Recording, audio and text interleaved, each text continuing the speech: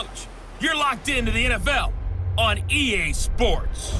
Straight ahead, we've got what should be an interesting matchup between the Indianapolis Colts and the Carolina Panthers. With that, let's get up to Charlotte. Standing by, our broadcast team, Brandon Godden and Charles Davis. EA Sports coverage of the NFL takes us to the Carolinas and Bank of America Stadium here in Uptown Charlotte.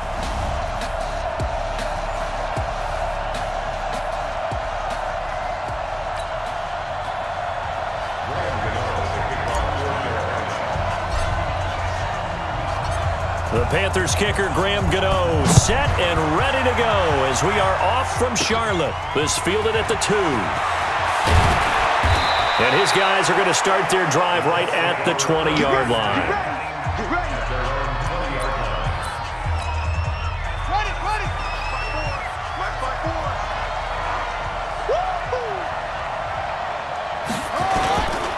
They'll run it here. This is Marlon Mack. And that's not the start that he was looking for, as he's going to be met and dropped behind the line. Call it officially a loss of 2 on the first play from scrimmage. Second down. On 2nd and 12, Brissett throwing middle, but it's incomplete. Trying to get that one to his running back, Marlon Mack. And now it's 3rd down. An incomplete pass on that last play, and that means they'll need to come up with something here on 3rd down. Now Brissett. Got it complete to Rodgers. Well, this is going to depend on the spot, but it's not a very generous one. He looks to be about a yard or so short. To punt on 4th down, here's Rigoberto Sanchez. Ready for the second quarter, and it's our visitors with the football. No score after 1 on EA Sports.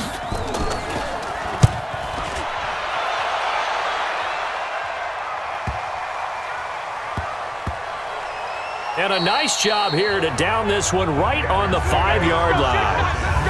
They decide against going for it on 4th and 1, maybe to the dismay of their offense, but hey, a nice consolation prize down inside the 5. Nice consolation prize indeed. So maybe the offense is upset, but they showed confidence in their defense by punting it away.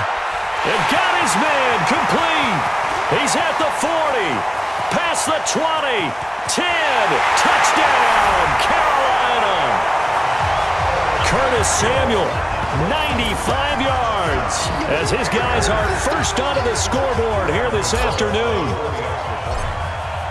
The game had been pretty uneventful offensively until that big strike. No doubt about it. Almost felt like they were just going back and forth a little bit in the first quarter. But in the second quarter, things ramped up a little bit. Things jumped up. And you're exactly right. Going to make a highlight film or two. We'll be watching that one later on today.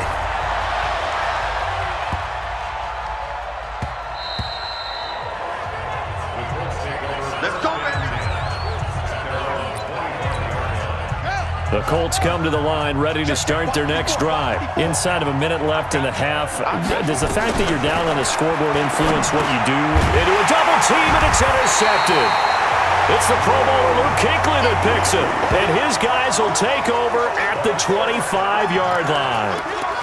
You're trailing, you're trying to get points late in half. I absolutely understand that. But remember, it's all about the ball. And without the ball, you can't get those. And he's got his man. It's Samuel. Touchdown, Carolina. Curtis Samuel. 2 catches, 2 touchdowns here so far. And the Panthers, they widen their lead. So a one-handed grab in the end zone. Nothing much more rewarding than that for a guy catching it. Not at all. And with what we just saw there, that type of a one-handed catch, what's next? Maybe they go up and almost Velcro with their jersey in the ball. That's about all that's left. That play, simply spectacular. So a one-handed grab in the end zone, not much more impressive than that. A second quarter onside kick there that failed. Is that something that maybe they had dialed up before this game started? It feels like it, doesn't it? That they thought they had the right situation, you know, and the right approach in going after it. Also may signal that they feel like they have the superior team, that they can try these sorts of things and it won't come back and hurt them later. Now the first play of the drive there is incomplete. So now 2nd and 10 after the incompletion on 1st down. A good throw here, finding Pascal. The Colts going to use the first of their timeouts as the clock will stop with 21 seconds to go here in the first half. The last catch nearly got him a first, but it did not, and they'll try to convert on 3rd and inches. That's complete to the running back, Nyheim Hines. Now the Colts going to burn the second of their timeouts as they'll stop it with 17 seconds to go in this first half of action. Line of scrimmage, the 31 now on 1st and 10. Throwing, Brissett. Ebron caught left side. Now the Colts will use their 3rd and final timeout as they'll stop the clock with 12 seconds to go in this first half. And Vinatieri's kick is good. And they will get themselves on the board here at 14-3. So the 3 points here, they're still down, but they put somewhat of a dent into that lead going into the break. Anything helps when you're trying to chip away at a lead, but they do know that they're going to need a little bit better effort in the second half. And he'll wind up getting an extra couple yards here for his trouble as he'll bring this one out to the 27. The Panthers out there and ready to begin their next drive. Newton now to throw. And that'll wind up incomplete. Trying to give his man room to run under it, but it's second down. So we have reached halftime here in an 11-point contest. As we'll get you down the coast to Orlando for Jonathan Coachman at our EA Sports Halftime Report. Coach! Okay, right, Brandon. All right, hang on. We'll jump over halftime. The Panthers out in front, and they will get the football first. Second half action underway. That'll be taken in the end zone.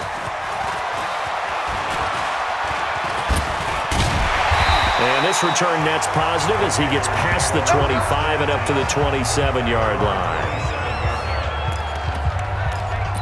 Curtis Samuel and the rest of the offense heading back out there now. He's having a day here in quarter number 3. Over 100 yards, couple touchdowns. Every receiver's hope for when they head into that game in the National Football League. And his team is loving what he's giving them. Of course, the yardage is terrific, but I think it's what you mentioned, the 2 touchdowns. That's the big one because he's paying off his results downfield. And still more time here, third quarter. We'll see what... Got a man, it's caught inside the 10. Touchdown, Carolina!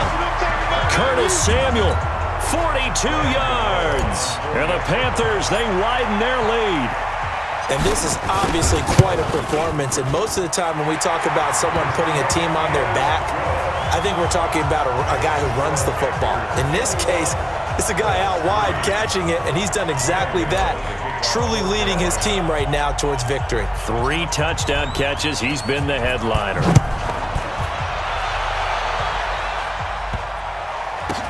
This will be taken to the back of the end zone.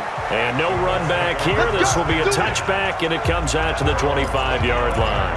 Here's the Colts now as they get ready for their first possession on offense of the second half. And here we are almost through 3 quarters of play, and this passing game still has not really found any kind of rhythm. Put it mildly, because they're not even over 100 yards yet. And in today's NFL, where it's a pass-first league, that is quite surprising. Not many teams patient enough to stick with the run. Everybody wants to advance the ball through the air. They've got to get their timing back. On second down, here's a run with Mack.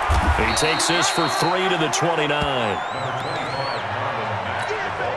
This offense in desperate need of a conversion as they come up on third down. And we're back now in Charlotte. It's the Colts, so they've got the football, but they've got work to do, trailing here as we begin the fourth quarter. On third down, Brissett. And he gets it to Funchess complete. And they've got it well across midfield down to the 40 before it's all said and done. That's a first down and then some, a 32-yard pickup. Funchess has it complete. Now the Colts going to burn the second of their timeouts as the clock will stop with just under 30 seconds left to go. 2 big plays in succession. Not sure this D knows what hit him, but now they got to get ready. It's first and goal.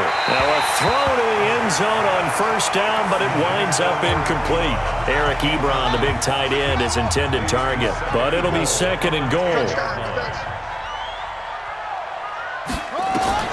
Throwing again, Brissett on second and 10. To the end zone, but it's incomplete. He was looking for the connection with Devin Funchess. But now it's 3rd and goal. 2 incompletions haven't moved him any closer. And likely throwing again, you'd have to think on 3rd and goal here. Meanwhile, on 3rd down, they take a shot at the end zone, but it's incomplete.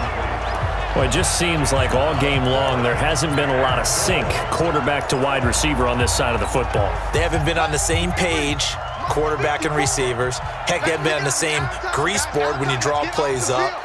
They haven't been on the same surface tablet that you look at on the sidelines. Nothing's worked for them. They've got to find a way to start matching each other's movements.